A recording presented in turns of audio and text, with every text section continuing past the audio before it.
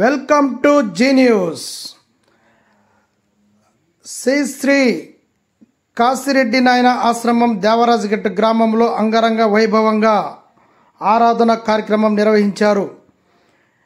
30వ ఆరాధన మహోత్సవాలు ఘనంగా నిర్వహించారు.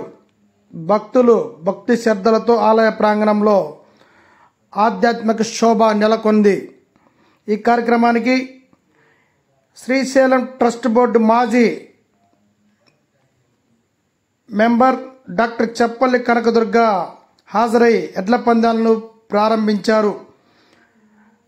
గెలుపొందిన విజేతలకు ప్రథమ బహుమతి 60,000 రూపాయలు డాక్టర్ చెప్పల్లి కనకదుర్గ అందించారు. ద్వితీయ తృతీయ బహుమతులు దాతల సహకారంతో అందించినట్టు నిర్వాహకులు తెలిపారు.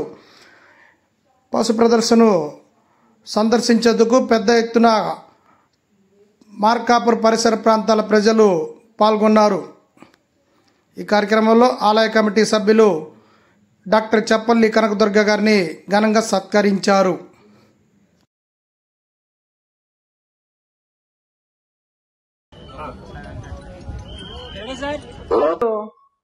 కాశీనాయన ఆశ్రమంలో 30వ ఆరాధన మహోత్సవానికి విచ్చేసిన భక్తులందరికీ నమస్కారం. ఈరోజు కాశీనాయన ఆశ్రమంలో కాశీనాయన ఆరాధన సందర్భంగా మన అన్నపూర్ణ కాశీశ్వర స్వామి ఆలయంలో రోజు పూజలు, అలానే హరికథ, అలానే సాయంత్రం సత్య హరిశ్చంద్ర నాటకము ఉన్నాయి, ఎంటర్టైన్మెంట్ ప్రోగ్రామ్స్. అలానే దాంట్లో భాగంగా ప్రతి సంవత్సరంలానే ఈ సంవత్సరం కూడా రైతులకి ఆనందంగా ఉండడానికి ఈరోజు ఎడ్ల పందాలు కూడా అరేంజ్ చేశారు. ఎడ్ల పందాల్లో ఫస్ట్ ప్రైజ్ దాదాపు 11 జతల ఎద్దులు రాష్ట్ర వ్యాప్తంగా పాల్గొంటున్నారు.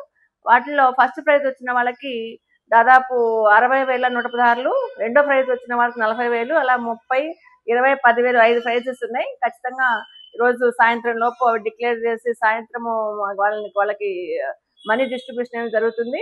చాలా మంది రైతులు చాలా ఆనందంగా పాల్గొంటున్నారు. అలానే వాళ్ళ అన్నదాన కార్యక్రమం కూడా ప్రతి సంవత్సరంలోనే జరుగుతుంది. దాదాపు 20,000 నుంచి 25,000 దాకా అన్నదానానికి భక్తులు వచ్చి ఈరోజు అన్న సంతర్పణ చేయడం జరుగుతుంది.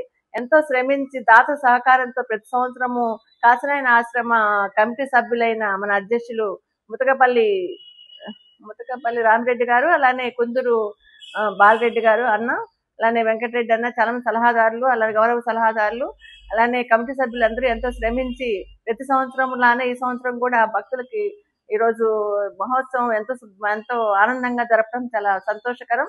మీకు అందరికీ తెలుసు, కాశీనాయన ఈ ప్రాంత ప్రజలందరికీ సుప్రసిద్ధుడు.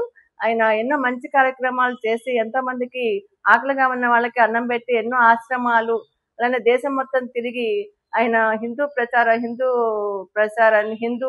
మత ప్రచారాన్ని గావించి ఆయన ఈరోజు అవధూతగా ఆయన జ్యోతి ఆశ్రమంలో పరమపదించడం మనకందరికీ తెలుసు. ఆయన మనకి చిరస్మరణీయుడు. ఆయన ఆశీస్సులు ప్రతి ఒక్కరి మీద ఉండి అందరూ ఆయురారోగ్యాలతో సంతోషంగా ఉండాలని కోరుకుంటూ నాకు ఈ అవకాశాన్ని ఇచ్చిన ధన్యవాదాలు.